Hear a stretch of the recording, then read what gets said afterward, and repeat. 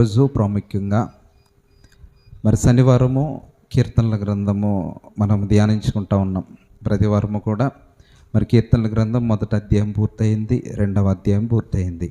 కాబట్టి మరి కీర్తనలు గ్రంథము మనకు అర్థం కావాలి అని అంటే ఈరోజు ప్రాముఖ్యంగా కీర్తనల గ్రంథానికి సంబంధించినటువంటి చరిత్ర ఎలా చదివితే ఈ కీర్తనల గ్రంథము మనకు అర్థమవుతుందనే విషయం గురించి ఈరోజు మనము నేర్చుకుందాం. వీలైనటువంటి వారు నోట్ చేసుకోవడానికి ప్రయత్నం చేయాలని మీ అందరికీ కూడా తెలియజేస్తూ ప్రార్థన చేసుకుని వాక్యంలోనికి వెళ్దాం. పరలోకమందున మా తండ్రి, మీ పరిశుద్ధమైన ఘనమైన శ్రేష్టమైన నామానికి వందనాలు. ఈ విధంగా మరొక దినాన్ని మాకు ఇచ్చి తండ్రి, ఉదయకాలం అంతా మా పని పాటల్లో మాకు తోడుగా ఉండి మరి సాయంకాల వేళలో మీ సన్నిధిలో చేరి మిమ్మల్ని స్తుతించడానికి, ఆరాధించడానికి మీరు ఇచ్చిన భాగ్యాన్ని బట్టి మీకు వందనాలు. మరి వాక్యంలోకి వెళ్తూ ఉన్నాము. మా ఆత్మీయ జీవితాన్ని వెలిగించే విధంగా అర్థమయ్యే రీతిగా మీరు మాతో వాక్యం ద్వారా మాట్లాడండి. విరిచినటువంటి పిల్లలకు వినగల చెవి, గ్రహించగల హృదయం దయచేయండి. నిలబడిన నాకు నా సొంత జ్ఞానాన్ని ప్రదర్శించకుండా వాక్యం నుంచి మాట్లాడటానికి సహాయం చేయండి. ఇంకా తండ్రి, ఎవరైతే బలహీనలు ఉన్నారో ప్రతి ఒక్కరికి తోడుగా ఉండండి, సహాయం చేసి ఎటువంటి సాతాను శోధన మదరి చేయకుండా మీ కృపదల్లో మరి యొక్క వాక్య పరిచయం అంతట్లో కూడా మీరు తోడుంటారని మా ప్రభువును రక్షకుడైన యేసుక్రీస్తు నామములో ప్రార్థన నడుచున్నాను మా కన్న తండ్రి, ఆమేన్. జాగ్రత్తగా విందాం కొద్ది విషయాలు. క్రైస్తవులైన తర్వాత ఎక్కువగా చదువుకునేటటువంటి గ్రంథం ఏంటంటే కీర్తనల గ్రంథం. ప్రపంచంలో క్రైస్తవులు ఎవరైతే ఉన్నారో క్రైస్తవులుగా ప్రారంభ జీవితము క్రైస్తవ జీవితాన్ని ప్రారంభించినటువంటి ప్రతి ఒక్కరూ ప్రాముఖ్యంగా చదివేటటువంటి పుస్తకం ఏంటి అని అంటే కీర్తనల గ్రంథము, సామెతల గ్రంథం.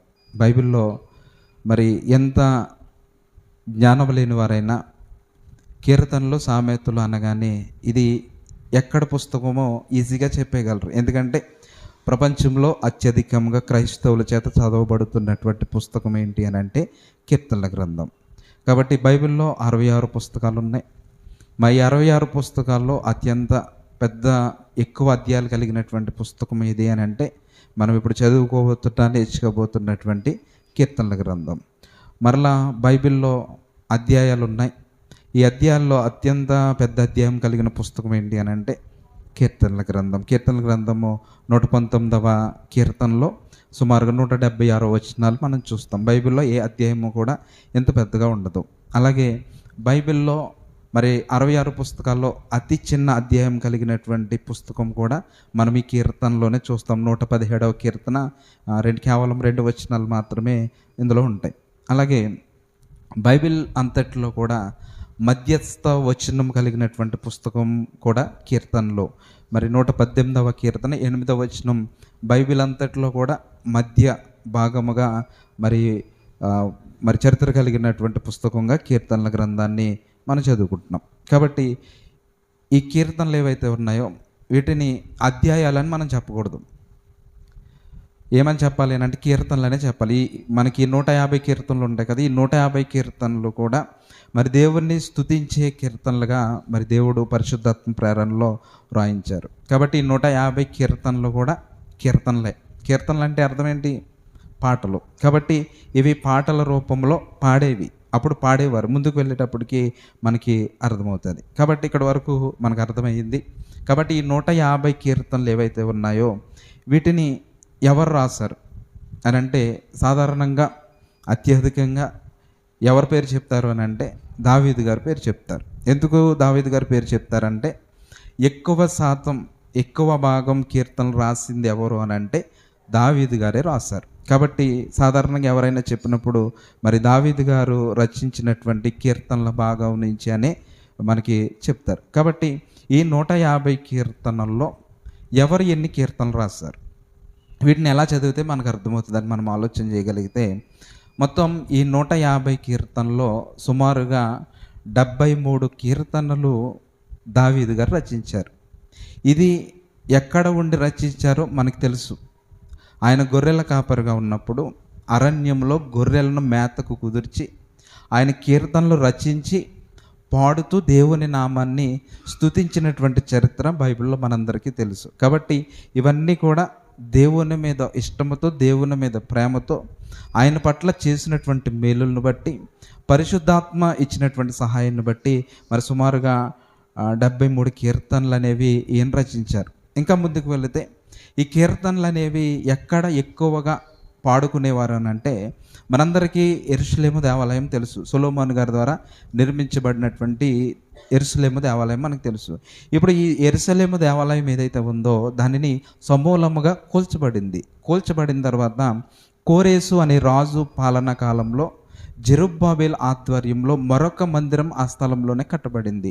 ఆ మందిరం కట్టబడిన తర్వాత ఈ 150 కీర్తనలో చాలా వరకు కూడా సన్నిధిలో పాడి దేవుణ్ణి స్తుతించేవారు. ఈ కీర్తనలన్నీ కూడా పాడి స్తుతించేవారు.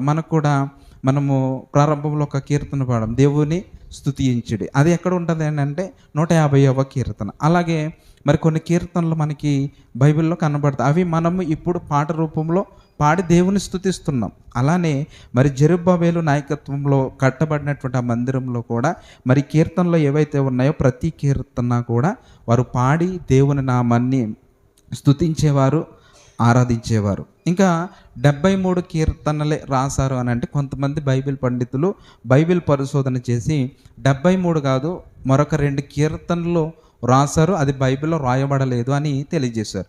ఇప్పుడు ఈ 73 కీర్తనలు దావీదు గారు రాశారు అనడానికి సాక్ష్యం ఏంటి అని అంటే, మనకి బైబిల్ అధ్యాయం చూసినప్పుడు మీరు 3వ అధ్యాయము పైన చూడండి.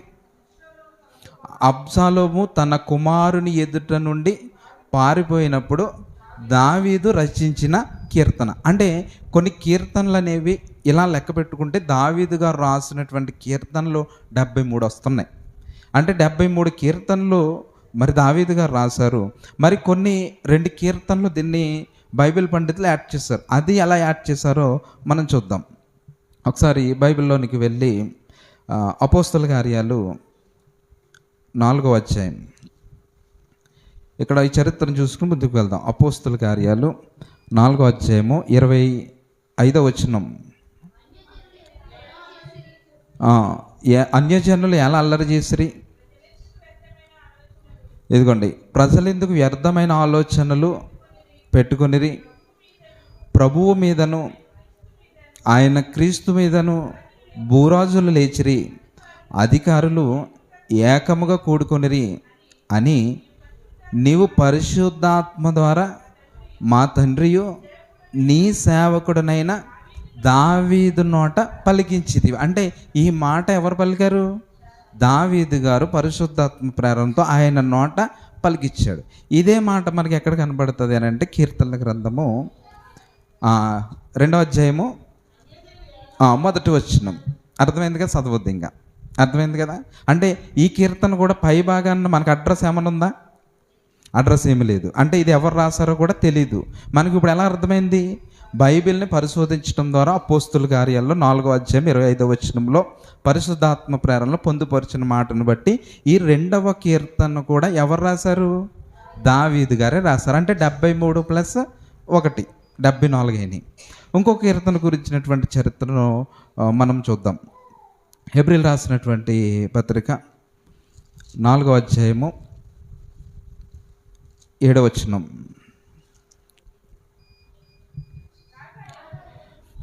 కాగా ఎవరో కొందరు విశ్రాంతిలో ప్రవేశించుదురని ముందు సువార్త వినిన వారు ప్రవేశింపలేదు కనుక నేడు మీరు ఆయన మాట విని ఎడల మీ హృదయములను కఠినపరచుకొనకుడని వెనుక చెప్పబడిన ప్రకారము ఇంతకాలమైన తర్వాత దావీదు గ్రంథంలో, ఇక్కడ కూడా ఎవరి గ్రంథం అని చెప్తున్నారు? దావీదు గ్రంథం. ఈ మాట మనకి ఎక్కడ కనబడుతుంది అని అంటే మీరు చూడండి 95వ కీర్తన 7వ వచనంలో మనకు కనబడుతుంది. అంటే ఈ 95వ కీర్తన కూడా ఎవరు రాశారు?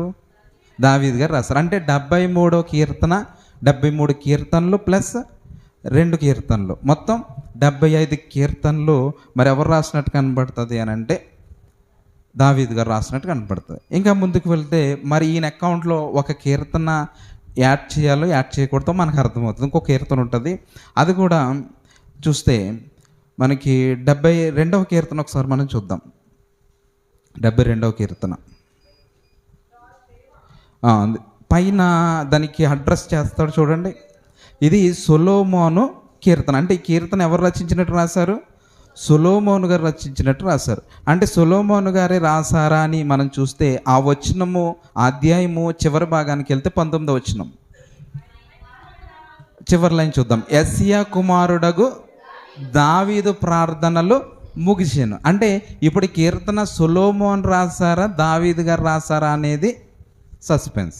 ఎందుకంటే దావీదు గారు చేసినటువంటి ప్రార్థన సొలొమోను గారు రాసి ఉండొచ్చు, అదే ఉండొచ్చు. కాబట్టి ఈ అధ్యాయాన్ని కూడా బైబిల్ పండితులు ఏం చేశారు అని అంటే దావీదు గారి లెక్కల్లోనికి చేర్చారు. అంటే ఇప్పుడు టోటల్గా దావీదు గారు రాసిన కీర్తనలు ఎన్ని?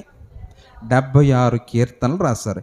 ఇంకా మిగిలినటువంటి కీర్తనలు మనకి కనబడతాయి, చూద్దాం. నేను చెప్తున్నాను, మీరు ఆలోచన చేయండి. మిగిలినటువంటి కీర్తనలు ఏంటి అని అంటే ఆసాపు గారు రాసినటువంటి కీర్తనలు కూడా మనకు కనబడతాయి. ఆసాపు గారు రాసినటువంటి కీర్తనలు ఇవన్నీ కీర్తనలు అని అంటే సుమారుగా 12 కీర్తనలు. మీరు ఇంటికి వెళ్ళిన తర్వాత లెక్క పెట్టండి. కోరాహు కుమారులు రాసినటువంటి కీర్తనలు 11, మరి అలాగే ఆసాపు గారు రాసినటువంటి కీర్తనలు 12. వీరు ఎక్కువ భాగం కీర్తనలు రచించారు. ఆ తర్వాత సొలొమోన్ గారు రాసినటువంటి కీర్తన ఒకే ఒక్క కీర్తన. ఆ కీర్తన మనం చూసుకుంటే 127వ కీర్తన సొలొమోన్ గారు రాసింది. ఆ తర్వాత హేమాన్ రాస్తాడు, యాతాను, మోషే, వీళ్ళందరూ కూడా ఒక్కొక్క కీర్తన మాత్రమే రాయటము జరుగుతుంది. ఇక్కడ వరకు మీకు అర్థమైంది అనుకుంటున్నా. దావీదు గారు రాసినటువంటి కీర్తనలు 76 కీర్తనలు అయితే మిగిలినటువంటి కీర్తనలు ఆసాపు గారు, కోరాహు వారు 12 కీర్తనలు ఒకరు, 11 కీర్తనలు ఒకరు రాస్తే సొలొమోన్ గారు ఒక కీర్తన, హేమాను, యాతాను, మోషే వీళ్ళందరూ ఒక కీర్తనలు రాస్తారు. మొత్తం టోటల్గా వీటిని కౌంట్ చేస్తే ఎన్ని కీర్తనలు అంటే 103 కీర్తనలు. 103 కీర్తనలు అంటే 150 కీర్తనలు 103 తీసేస్తే 47 కీర్తనలు ఉంటాయి. ఇవి ఎవరు రాశారన్నది ఎవరికి తెలియదు, ఎవరు కూడా పొందుపరచలేదు. కాబట్టి మనకి తెలియనటువంటి కీర్తనలు ఎన్ని అంటే 47 కీర్తనలు ఎవరు రాశారో తెలియదు. తర్వాత మనం ముందు భాగంలోనికి వెళ్ళిపోతే మనకి అతిపెద్ద అధ్యాయం అయినటువంటి 119వ కీర్తన కనబడుతుంది. ఎన్నో కీర్తన? 119వ కీర్తన. ఈ 119వ కీర్తనను మనం పరిశీలన చేసినప్పుడు ఒక విచిత్రమైనటువంటి రచనా శైలి ఉంటుంది. ఎలాగంటే ప్రారంభంలో 119వ కీర్తన ప్రారంభం ఏమని ఉంటుంది? ఆలెఫ్ అని ఉంటుంది.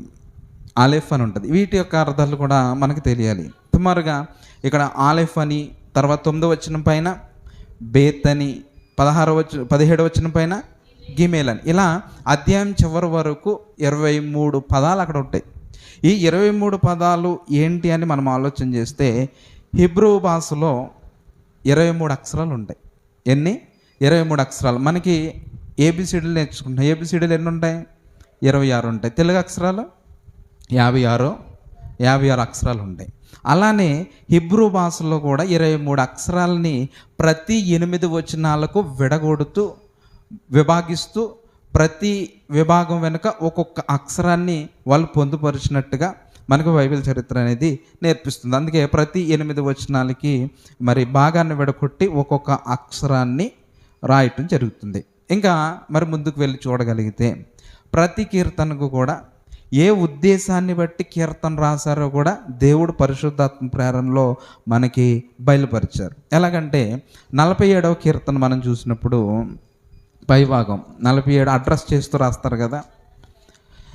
47వ కీర్తన ప్రధాన గాయకునికి కోరాహు కుమారులు చేసినది గీతము. అంటే ఏ సందర్భంలో ఈ కీర్తన రాయబడింది?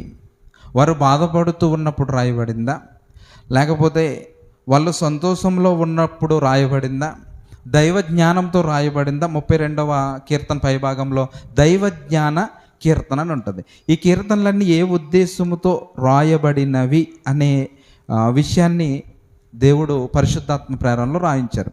ఎందుకు ఇవన్నీ రాయించారు అని అంటే మనము దేవుని వాక్యాన్ని చదువుకుంటున్నప్పుడు చాలా చక్కగా మనకు అర్థం అవ్వాలి, అర్థమయ్యేటటువంటి రీతిలో దేవుడు రాయించారు. ఇంకా చూడగలిగితే దావీదు దేవుని స్తుతించినటువంటి విధానం ఎక్కడా కూడా మీరు ఆలోచన చేయండి. దావీదు గారు ఎక్కడా కూడా ప్రసంగం చేయలేదు. ఏం చేయలేదు? ప్రసంగం ఎక్కడా కూడా చేయలేదు. ప్రసంగం చేయకుండానే తనకు వచ్చినటువంటి శైలిలో, తనకి సంగీతం అంటే చాలా ఇష్టం, సంగీతం అంటే చాలా పిచ్చి, చాలా ఇష్టం. ఆ ఇష్టాన్ని బట్టి తనకున్నటువంటి ఇష్టాన్ని, దేవుని యొక్క ప్రేమను తనకిన్న ఇష్టముతో వ్యక్తపరిచాడు, సమాజానికి వ్యక్తపరిచాడు. ఈ వ్యక్తపరిచేటటువంటి విధానంలో ఈ కీర్తన పాడుతున్నప్పుడు చక్కని వాయిద్యాలను సమకూర్చి వాయిద్యాల ద్వారా కీర్తనలు పాడి దేవుని నామాన్ని ఘనపరిచే విధంగా మరి దావీదు గారు సిద్ధపరిచారు.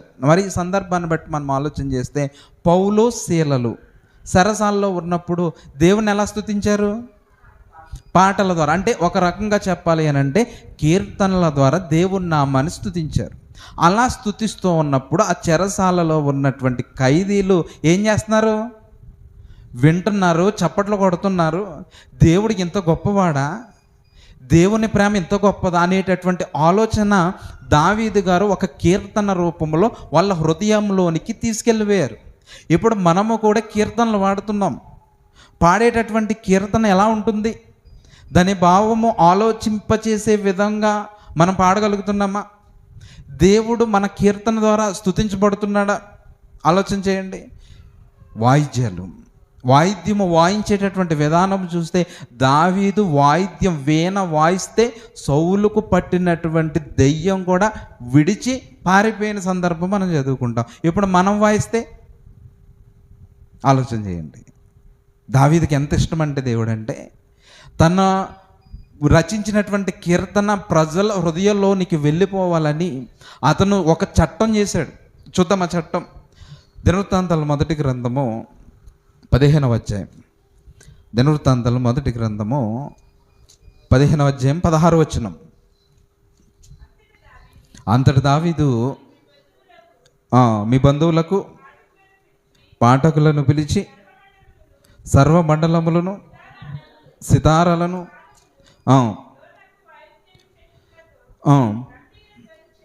గంభీర ధ్వని చేయుచు సంతోషముతో స్వరములెత్తి పాడునట్లు ఏర్పాటు చేయడని లేవీల అధిపతులకు ఆజ్ఞ ఇచ్చాడు. అంటే అక్కడ కొంతమంది అధిపతులను పెట్టి ఆ యొక్క స్వరం వినాలని సంగీతాన్ని వాయిద్యాన్ని ఏర్పాటు చేసి ఎంతో ఉన్నతంగా ఆయన కీర్తన పాడి దేవుని యొక్క ఔన్నత్యాన్ని గొప్పతనాన్ని తెలియచేయాలని దేవుడు ఏం చేశాడు, దావీదు ఏం చేశాడు అని అంటే ఉన్నతమైనటువంటి స్థితిలో ఉన్నతమైనటువంటి ఆలోచన కలిగి మరి పాడుతున్నటువంటి కీర్తన కాదు కానీ దేవుని యొక్క ప్రేమ మనసుల్లోనికి వెళ్ళిపోవాలన్నటువంటి ఆలోచనతో చక్కగా మరి బంధువులకు పాఠకులను పిలిచి అలాగే స్వరమండలాలు సితారాలు తాళములు లోనగు వాయిద్య విశేషములతో గంభీర ధ్వని చేయించు సంతోషముతో స్వరములెత్తి పాడునట్లు ఏర్పాటు చేయడని లేవీల అధిపతునకు ఒక చట్టం చేశాడు. దేంతో స్తుతించాలి? స్వరమండలము. మనం స్వరం విప్పుతామా పాట పాడేటప్పుడు? విప్పమండి. స్వరం ఎత్తి పాడాలని ఒక ఆజ్ఞ చేసి స్వర మండలములతో సంగీత వాయిద్యాలను ఏర్పాటు చేసి అందరూ కూడా స్వరమెత్తి పాడాలి. అందరూ ఎలా పాడాలి?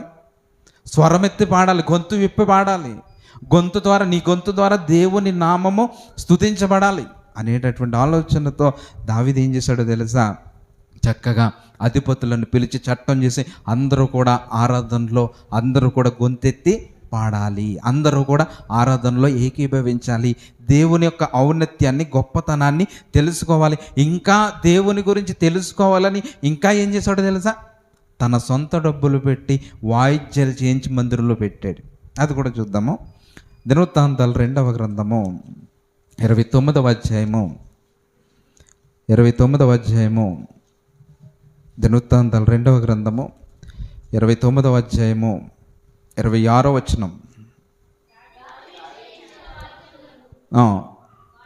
ఇదిగోండి, దావీదు చేయించిన వాయిద్యములను వాయించుటకు లేవీయులను బోరలు ఊదుటకును యాజకులను నియమింపబడ్డ. దావీదు తను సొంతముగా వాయిద్యమును చేయించి దేవుని మందిరంలో పెట్టి వారికి బోరలు ఊదుటకేమో లేవీలను అప్పగిచ్చాడు, మరి ఊదటానికి ఏమో యాజకులను, వాయించడానికేమో లేవీలు.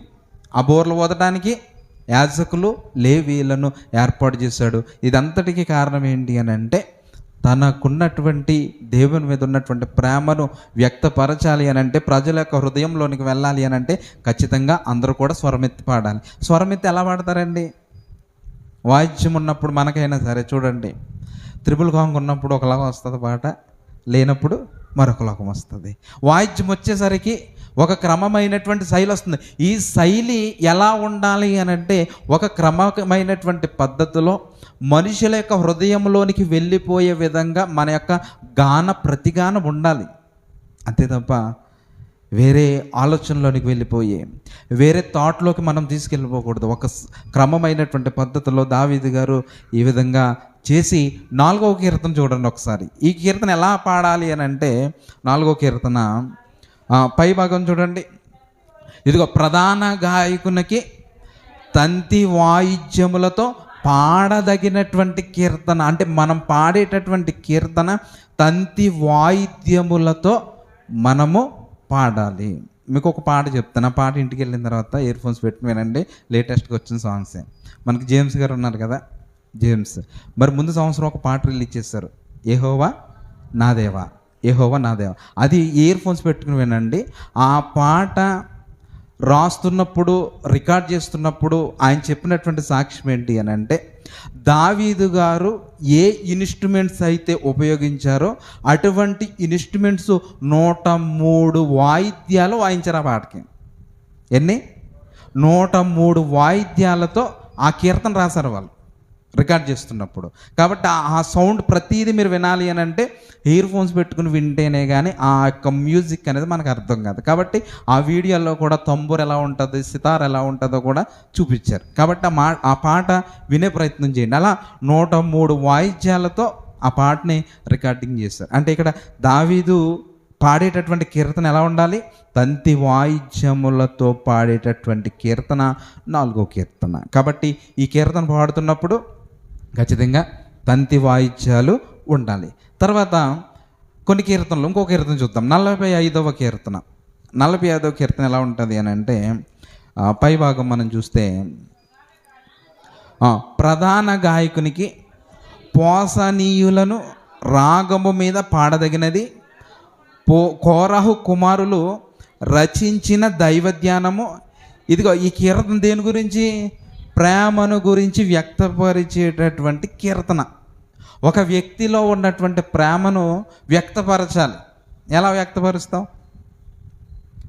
వ్యక్తపరచాలి. నీవున్న ప్రేమను, ఇప్పుడు నువ్వు నీ పిల్లల్ని ప్రేమిస్తున్నప్పుడు నువ్వు నీ ప్రేమను వ్యక్తపరచాలి. క్రియ చేస్తున్నావు, ఓకే, అక్కడతో క్రియ చేస్తున్నావు, అక్కడతో అయిపోతుంది. కానీ నేను నిన్ను ప్రేమిస్తున్నానని నోటి ద్వారా ఖచ్చితంగా మనం చెప్పాలి.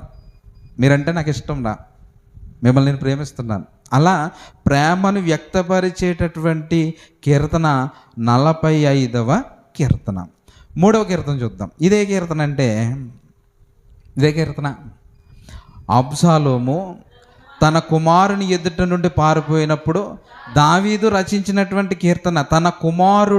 తన కొడుకు తండ్రి మీద తిరుగుబాటు చేసినప్పుడు ఏం చేయాలో అర్థం కాని సందిగ్ధంలో ఉండి, బాధలో ఉండి రాసినటువంటి కీర్తన. ఏ కీర్తన అంటే 3వ కీర్తన. మనం కీర్తనలు చదివేటప్పుడు ఖచ్చితంగా దేనిని బట్టి అడ్రస్ చేసి దేవుడు రాయించాడో అది మనసులో పెట్టుకుని ఈ కీర్తనలు మనం చదివితే మనకి బాగా అర్థమవుతుంది. ఇంకా మనకి బాగా దావీదు బాధలో ఉండి రాసినటువంటి కీర్తన ఏంటి అంటే 51వ కీర్తన. బెత్షెబాతో తప్పు చేసినప్పుడు మరి ఆయన పశ్చాత్తాపంతో రాసినటువంటి కీర్తన ఏ కీర్తన అంటే 51వ కీర్తన. ఇప్పుడు ఈ కీర్తన రాసినప్పుడు, ఈ కీర్తన రాయడానికి ముందు చరిత్ర మనం చూస్తే, సమూయేలు మొదటి గ్రంథం 12వ అధ్యాయంలో నాతాన్ అనే ప్రవక్త వచ్చి ఎవరిని గద్దించాడు? దావీదు చేస్తున్నటువంటి తప్పును బట్టి గద్దించాడు. గద్దించగానే దావీదు అప్పటికి ఏ స్థితిలో ఉన్నాడో? రాజుగా ఉన్నాడు. ఆయన చేసిందే శాసనం, ఏది చెప్తా జరుగుతుంది. అటువంటి పొజిషన్లో ఉన్నటువంటి రాజు దగ్గరికి ఎవరు వచ్చారు? నాతాన్ అనే ఒక దైవజనుడు, ఒక ప్రవక్త ఆయన దగ్గరికి వచ్చాడు. ఇప్పుడు దావీదంటే రాజ్యంలో ఉన్నటువంటి ప్రజలందరికీ భయమే. దావీదంటే రాజ్యంలో ఉన్నటువంటి ప్రజలందరికీ పని చేస్తున్నటువంటి మంత్రులందరికీ కూడా చాలా భయం. కానీ దావీదుకి ఎవరంటే భయం? దేవుడంటే భయం. దేవుడంటే భయం. అలా నాతాను ప్రవక్త చెప్పగానే, గద్దించగానే గడగడ వణికిపోయాడండి దావీదు. వణికిపోయి ఆ బాధలో ఆ కీర్తన రాస్తున్నాడు. కీర్తన ఆయన చేసినటువంటి తప్పును బట్టి పశ్చాత్తాపడుతూ రాసినటువంటి కీర్తన 51వ కీర్తన. ఇలా కొన్ని కీర్తనలు వాటి యొక్క ఉద్దేశాన్ని పైభాగంలో రాయించారు. కాబట్టి వాటిని చదువుకొని వాటి ద్వారా మనం ముందుకు వెళ్ళగలిగితే కీర్తనల గ్రంథం అనేది మనకు చాలా బాగా అర్థమవుతుంది. ఇంకా మరి ముందుకు వెళ్ళి ఆలోచన చేయగలిగితే మరి కీర్తనల గ్రంథము 150 కీర్తనలు ఉన్నాయి కదా. ఈ 150 కీర్తనలు కూడా ఎలా విభాగించారు అని అంటే 5 భాగాలుగా విభజించారు. ఎన్ని భాగాలు? 5 భాగాలు. మనం మొట్టమొదటిగా మనం మొదటి అధ్యాయం మొదటి పై భాగాన్ని మనం చూస్తే ప్రథమ స్కందము కింద కనబడుతుంది. దీనికంటే ముందు ఇంకొక విషయం నేను మర్చిపోయాను. మనకి కీర్తనల గ్రంథంలో కొన్ని యాత్ర కీర్తనలు ఉంటాయి. చూద్దాం అవి. కీర్తనల గ్రంథం 120 దగ్గర నుంచి ఇవన్నీ కూడా 126వ కీర్తన వరకు కూడా ఏం కీర్తనలు ఇవి? యాత్ర కీర్తనలు. అంటే యాత్ర కీర్తన అంటే యాత్ర కీర్తనలు అంటే ఒకసారి చూద్దాం. ఎక్కడి నుంచి 120 కీర్తన నుంచి ఎక్కడి వరకు ఉన్నాయి? 134 వరకు కూడా ఏం కీర్తనలు ఇవి? యాత్ర కీర్తన. ఈ కీర్తనలు ఎందుకు వ్రాయబడ్డాయి అని అంటే మనకి యూదులకు ఉన్నటువంటి ప్రధానమైనటువంటి 3 పండుగలు ఉంటాయి. ఏం పండుగలు? యూదులకి ప్రధానమైనటువంటి 3 పండుగలు ఉంటాయి. ఏంటవి? పస్కా, పెంతెకొస్తు, పర్ణశాలలు. ఈ 3 పండుగలు యూదులకి ప్రాముఖ్యమైనవి. యూదులు ప్రపంచంలో ఎక్కడున్నా సరే ఈ పండగ దినాన ఖచ్చితంగా వారు ఉన్నటువంటి ప్రదేశం నుంచి ఖచ్చితంగా యెరూషలేముకు వచ్చి ఆ పండగను ఆచరించి వెళ్ళాలన్నది ప్రధానమైనటువంటి ఆజ్ఞ. ఇప్పుడు దూర ప్రాంతం నుంచి ప్రయాణం చేసి యెరూషలేముకు వచ్చేటప్పుడు పాడుకోవలసినటువంటి కీర్తనలు. ప్రయాణంలో ఉన్నప్పుడు మనము సాధారణంగా ఏం వింటాం? సాంగ్స్ వింటాం, లేకపోతే బుక్ ఏదన్నా చదువుతాం. అలానే ఇక్కడ కూడా ఆ ప్రయాణంలో వారికి అలసట తెలియకుండా పాడుకోవడానికి రాసినటువంటి కీర్తనలు ఈ యాత్ర కీర్తనలు. ప్రతి యాత్ర కీర్తన ప్రయాణంలో వెళ్ళి చదువుకోవాలి. మీకు అర్థమవటానికి అపోస్తుల కార్యాల్లో పెంతెకొస్తు పండుగ దినాన్న మరి అక్కడికి ఇంచుమించు 16 దేశాల వారు పెంతెకొస్తు పండుగ దినాన్న అక్కడికి వస్తారు. ఎన్ని దేశాల వారు? 16 దేశాల నుంచి వస్తారు. అంటే ఆ దేశం నుంచి యెరూషలేముకు ప్రయాణం చేయడానికి మధ్యలో వీళ్ళు పాడుకోవలసినటువంటి కీర్తనలు ఏంటి అని అంటే 120వ కీర్తన నుంచి 130వ కీర్తన వరకు ఉన్నటువంటి కీర్తనలు ప్రయాణం చేసేటప్పుడు పాడుకోదగినటువంటి కీర్తనలు ఇవి. ఓకే, ముందుకు వెళ్తే ఇప్పుడు ప్రథమ స్కందము మనం చూసుకున్నాం కదా. ఇది మొదటి భాగం ఎక్కడి నుంచి ఎక్కడి వరకు అని అంటే మొదటి అధ్యాయం నుంచి 41వ అధ్యాయం వరకు ప్రథమ స్కందం. ఎక్కడి వరకు? మొదటి అధ్యాయం నుంచి 41వ అధ్యాయం వరకు ప్రథమ స్కందము. 42వ అధ్యాయం దగ్గర నుంచి ద్వితీయ స్కందము. అలాగే మరి ఇప్పుడు వరకు 2 భాగాలు చూసాం కదా. మరొక భాగాన్ని మనం చూద్దాం. 42 నుంచి 72 వరకు 2వ భాగం. 42వ అధ్యాయం నుంచి 72వ అధ్యాయం వరకు 2వ భాగం. 3వ భాగం వచ్చేసి 73వ వచనం నుంచి 90వ వచనం వరకు, 90వ అధ్యాయం వరకు 89వ అధ్యాయం వరకు 3వ భాగం. 90వ అధ్యాయం నుంచి 106వ అధ్యాయం వరకు 4వ భాగం. 107వ అధ్యాయం నుంచి 150వ అధ్యాయం వరకు 5వ భాగం. అంటే కీర్తనలు 150 అధ్యాయాలని 5 భాగాలుగా విభజించినట్టుగా చూస్తున్నాం. కాబట్టి ఒక్కొక్క భాగాన్ని ఒక్కొక్క రకంగా మనము ధ్యానించుకోవాలి, అధ్యయనం చేయాలి. ఏ విధమైనటువంటి స్థితిలో దేవుని వాక్యాన్ని ధ్యానించాలి. ఇంకా ఈ భాగాలని విభజించడానికి దేన్ని ఆధారం చేసుకున్నారు అని అంటే, ఎందుకు ఇలా విభజించారు అని అంటే శాశ్వత కాలం నుంచి శాశ్వత కాలం వరకు, ఇక్కడి నుంచి ఇక్కడ వరకు ఒక భాగం అని చెప్పడానికి 41వ కీర్తన 13వ వచనం చూస్తే, ఇశ్రాయేలు దేవుడైన యెహోవా శాశ్వత కాలం నుంచి శాశ్వత కాలం వరకు స్తుతింపబడును గాక. ఇలా ప్రతి స్కందము చివరి భాగం చివరి అధ్యాయంలో దీనికి సంబంధించినటువంటి ప్రతి మాట ఉంటుంది. ఈ మాటను బట్టి 5 భాగాలుగా విభజించారు. ఇంకా మరి ముందుకు వెళ్ళి మనం చూడగలిగితే ఈ కీర్తనల గ్రంథంలో ఎక్కువగా మనకి ఏం కనబడుతుంది అని అంటే, యేసుక్రీస్తు వారు ఎక్కువగా ఉపయోగించినటువంటి వాక్యాలు ఏవైనా ఉన్నాయి అని అంటే అవి ఎక్కువ భాగం కీర్తనల గ్రంథంలో నుంచే ఉపయోగించారు. మీకు అర్థం అవడానికి చెప్తాను. మనకి సిలువలో పలికినటువంటి 7 మాటలు ఉంటాయి.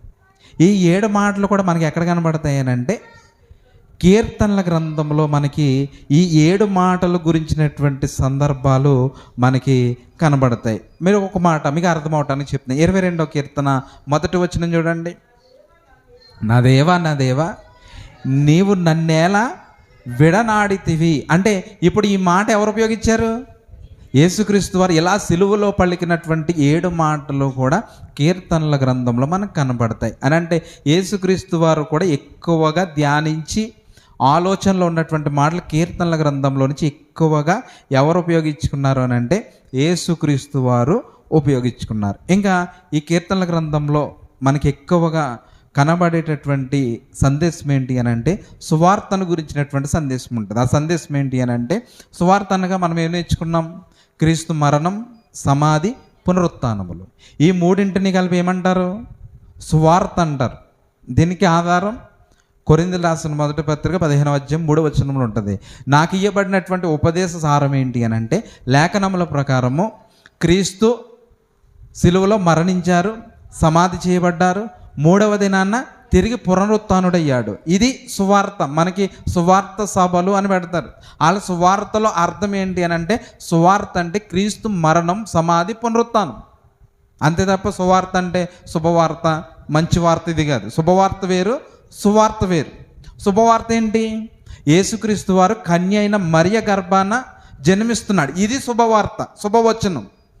ఇది సువార్త. సువార్తకి శుభవార్తకి అర్థమైంది కదా. చాలామంది ఏమంటారని అంటే శుభవార్త అంటారు. శుభవార్త వేరు, సువార్త వేరు. ఇటువంటి సువార్తకు సంబంధించినటువంటి విషయాలు మనకి ఎక్కువగా ఇందులో మనకి కీర్తనల గ్రంథంలో కనబడతాయి. మీకు అర్థం అవడం కోసం ఒక మాట చూద్దాం.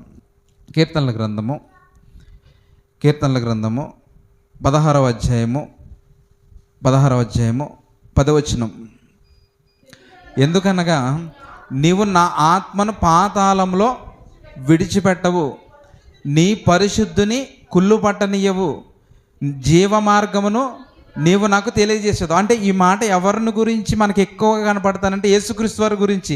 ఇదిగో నీవు నా ఆత్మను పాతాళంలో విడిచిపెట్టవు, తర్వాత నీ పరిశుద్ధిని కుళ్ళు పట్టనీయవు. అంటే మహిమ శరీరాన్ని ఇచ్చి దేవుడు సమాధిలోంచి తీసుకొచ్చేసాడు. ఇది ఎక్కడ కనబడుతుంది? అపోస్తుల కార్యాల్లో ఉంటుంది. అపోస్తుల కార్యాలు 4వ అధ్యాయము, అపోస్తుల కార్యాల్లో 2వ అధ్యాయము 27వ వచనం.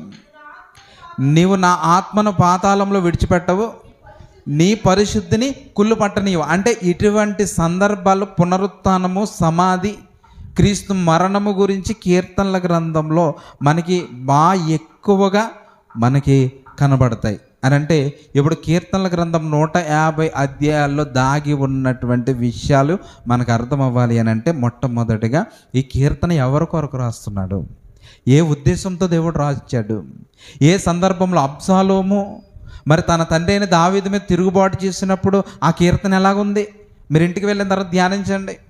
3వ కీర్తన మీకు అర్థమైపోతుంది. అంటే ప్రతి కీర్తన కూడా నేను ఎలా అవగాహన చేసుకోవాలి అని అంటే బైబిల్ పఠనం జరుగుతున్నా, రీడింగ్ జరుగుతున్నా నేను అర్థం చేసుకోవాల్సింది ఏంటి అని అంటే బైబిల్ అనేది ఎవరిని ఉద్దేశించి మాట రాశాడు? దావీదు కాలంలోనే జరిగింది, దావీదు జీవితంలోనే జరిగింది. కానీ అదే సందర్భం ఎవరి విషయంలో మనం చూసాం? యేసుక్రీస్తు వారి జీవితంలో మనం చూసాం. అని అంటే దేవుడు రాయించినటువంటి ప్రతి మాట మనకు అర్థం అవ్వాలి అని అంటే ఖచ్చితంగా ఈ కీర్తనలో ఉన్న 150 కీర్తనలు కూడా మనం ఏం చేయాలి? ధ్యానించాలి, పఠించాలి. ఇలా పఠించినప్పుడు దేవునితో ఎలాంటి సంబంధం ఉండాలనేవి కీర్తనలు నేర్పిస్తాయి. ఎందుకనంటే దావీదు కీర్తన రచించిన విధానం, పాడినటువంటి విధానం మనం చూస్తే మరి దేవుని యొక్క ప్రేమను మనుషుల యొక్క హృదయంలోనికి ఈజీగా తీసుకువెళ్ళిపోయినటువంటి గొప్ప వ్యక్తి ఎవరైనా ఉన్నారు అని అంటే దావీదు. ఇది కూడా దేవుని మీద ఉన్నటువంటి ఇష్టాన్ని వ్యక్తపరిచాడు. ఇప్పుడు మనము కూడా దేవుని మీద ఉన్నటువంటి ఇష్టాన్ని వ్యక్తపరచాలి అని అంటే ఏం చేయాలి? ఆరాధన జరుగుతున్నప్పుడు మనం ఏం చేస్తాం చెప్పండి? ప్రశ్న వేసుకోండి, ఒకసారి ఆలోచించుకోండి. మనం సాధారణంగా చూసినప్పుడు నువ్వెవరు అని అడిగితే నేనెవరు అంటాం. నువ్వెవరు మామూలుగా నువ్వెవరు అంటే మనిషిని అనుకో. నువ్వెవరు అంటే నీ గురించి ఏంటి? ఉదాహరణకి రాష్ట్రాన్ని పరిపాలిస్తున్నటువంటి ముఖ్యమంత్రి ఉన్నారు. ముఖ్యమంత్రి ఎవరంటే బోల్డ్ చెప్తా ఆయన గురించి. ఆయన నారా చంద్రబాబు నాయుడు గారు. ఆయన ఎన్నో సంవత్సరాలు ఈ యొక్క భారత రాష్ట్రాన్ని, ఆంధ్రప్రదేశ్ రాష్ట్రాన్ని పరిపాలించారు. ఇంకా ఎన్నో కార్యక్రమాలు ఆయన చేపట్టారు. ఇప్పుడు ప్రజెంట్ ప్రభుత్వం ఆయనదే నడుస్తుంది. ఎన్నో విషయాలు ఆయన గురించి చెప్పేస్తాం. నరేంద్ర మోడీ అంటే ఆయన జీవితం ఎలాంటిదనంటే రైల్వే స్టేషన్లో టీ అమ్ముకునేవాడు. ఇంత ఉన్నతమైనటువంటి స్థితికి వచ్చాడు, గొప్ప స్థితి అయింది అని చెప్పేస్తాం.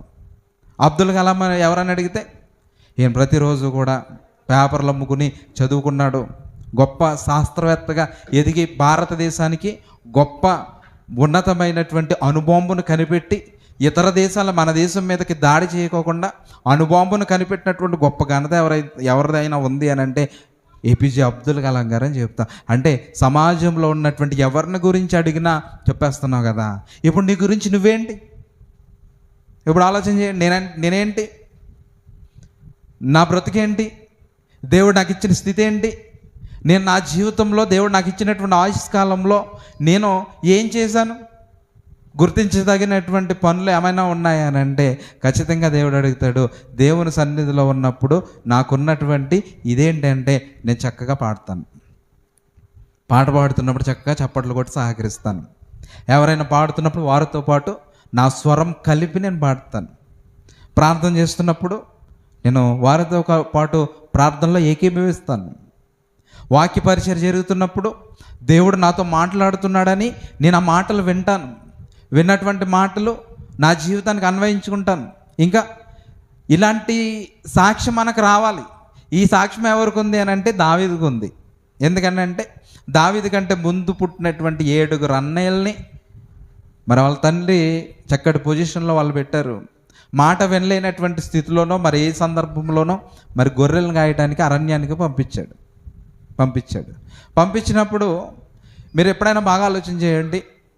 బైబిల్ బోధించాలన్నా, బైబిల్ పట్టుకోవాలనన్నా చాలా సందర్భాల్లో చెప్పాను. ఏ సేవకుడు సాక్ష్యం వింటారో మీరు వినండి యూట్యూబ్లో కొట్టుకుని. ఏ సేవకుడి జీవితం బైబిల్ పట్టుకోక ముందు వారి ముందు జీవితం ఏదైతే ఉందో చాలా దారుణమైనటువంటి జీవితం.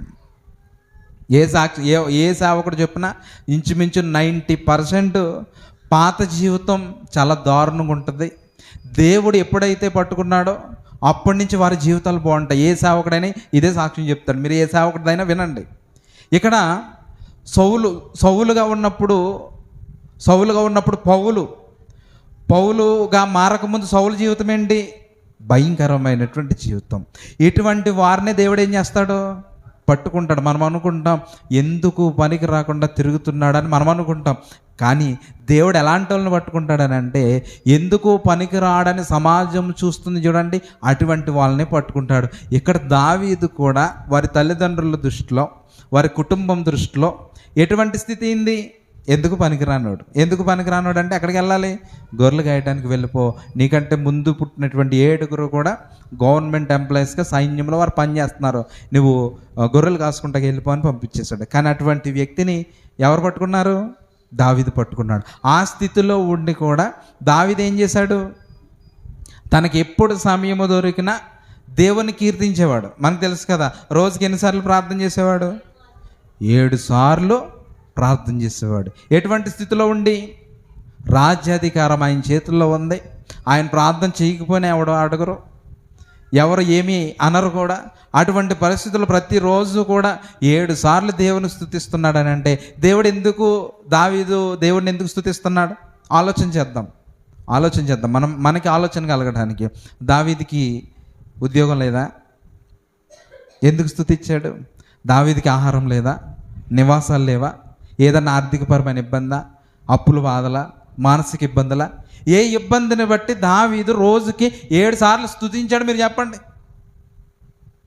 ఏ ఇబ్బంది ఉందని, ఏ అవసరం ఉందని ఇలా చిటికేస్తే రాజ్యాలు చైన ముందు వాళ్ళు పోతాయి అంత స్థితిలో ఉండి 7 సార్లు దేవుని స్తుతించాడు అని అంటే ఇప్పుడు ఏ ఇబ్బంది ఉండి దేవుని స్తుతించాడు? ఇప్పుడు మనము ఏ ఇబ్బంది ఉందని స్తుతిస్తున్నాం చెప్పండి. మనకి కడుపు నిండితే పేను పొట్టునైనా తొక్కేసి వెళ్ళిపోతాం మనం.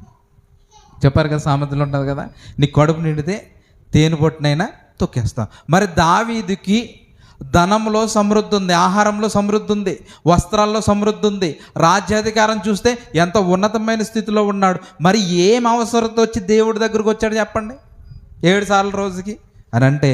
ఇప్పుడు నాకు సరైనటువంటి ఉద్యోగం ఉంటే నెలకు 50,000 జీతం వస్తే దేవుడు గుర్తుంటాడా? నాకు గుర్తుండడు. కానీ ప్రియమైన దేవుని బిడ్డలారా, దావీదుకు ఉన్నటువంటి స్థితి ఏంటి అని అంటే వాక్యం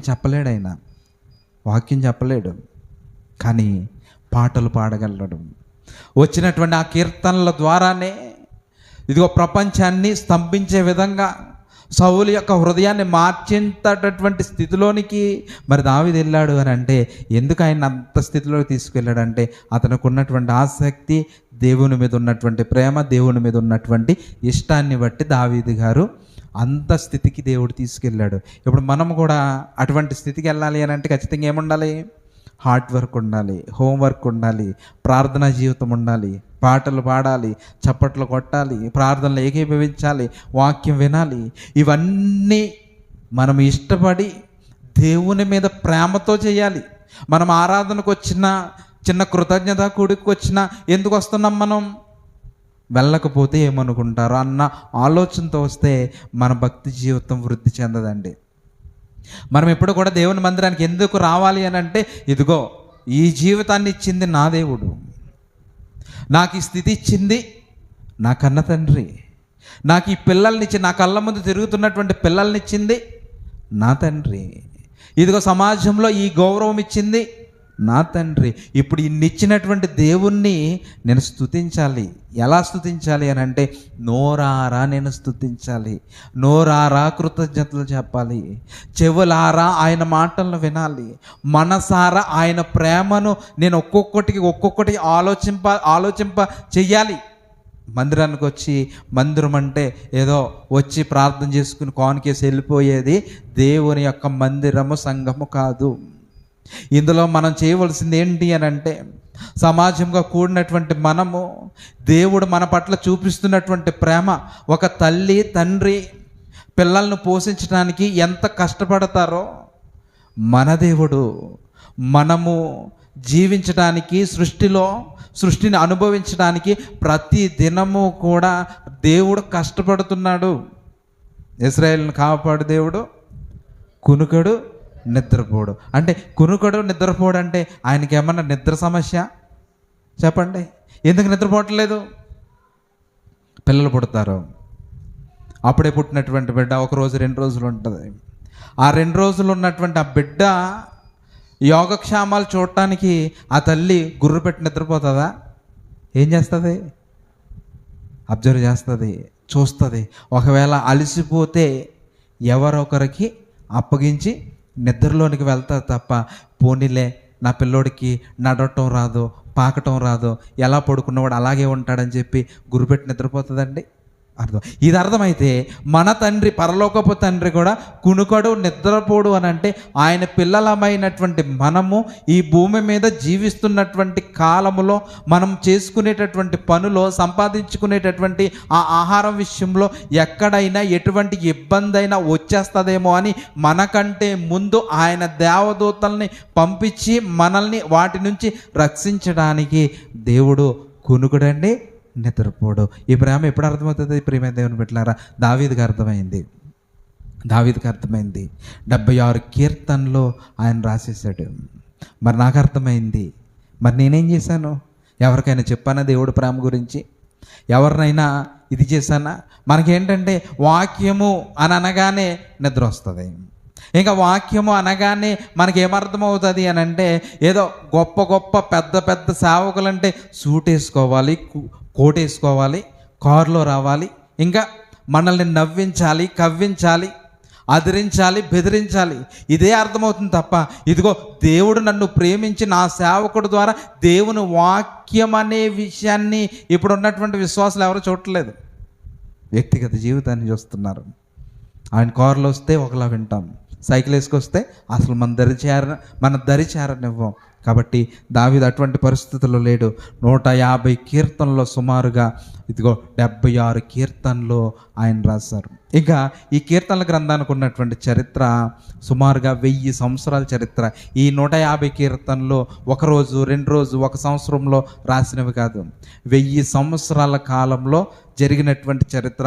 అత్యంత ప్రాచీనమైన కీర్తన అని చెప్పండి. ఇందులో మనకు తెలుసు అత్యంత ప్రాచీనమైనటువంటి కీర్తన మోసే గారు రాశారు. అది 90వ కీర్తన.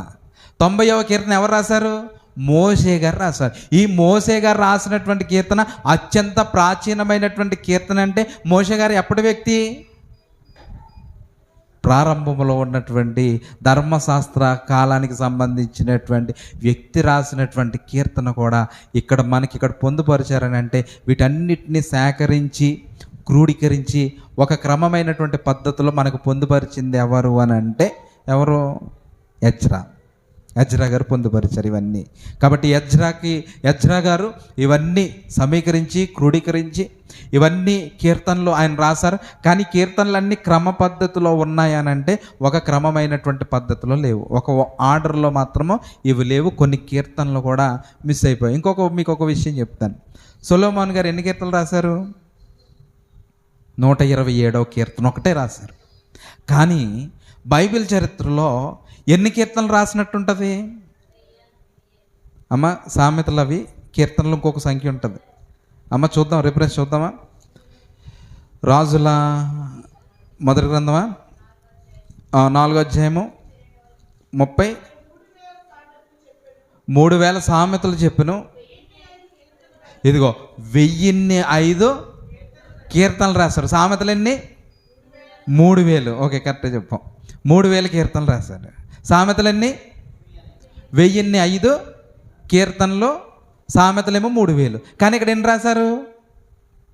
ఒకటే రాశారు. అంటే మిగిలిన ఏమయ్యాయి? ఎక్కడో మిస్ అయ్యాయి.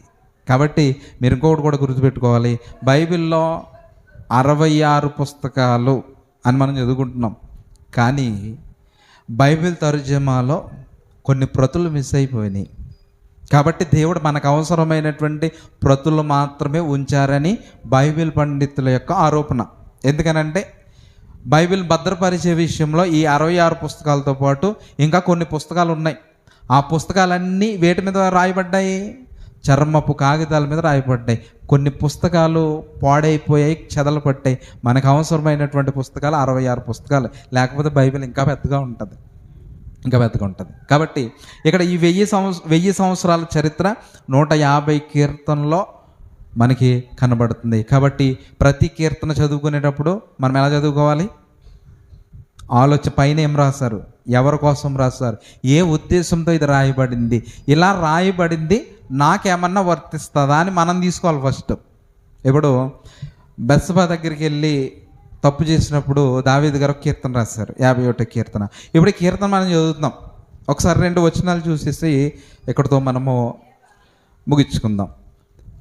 51వ కీర్తన. అన్ని వచనాలు వద్దు, నేను ఒక 2 వచనాలు చూపిస్తాను. ఇందులో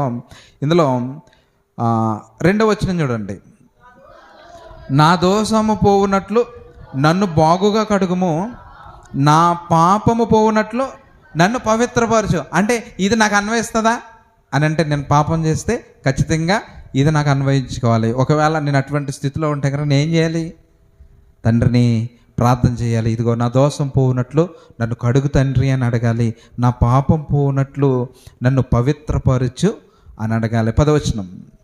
దేవా నా యందు శుద్ధ హృదయము కలుగ చేయము, నా అంతరంగములో స్థిరమైన మనసు నూతనంగా పుట్టించుము. ఇది మనకు వర్తిస్తుందండి?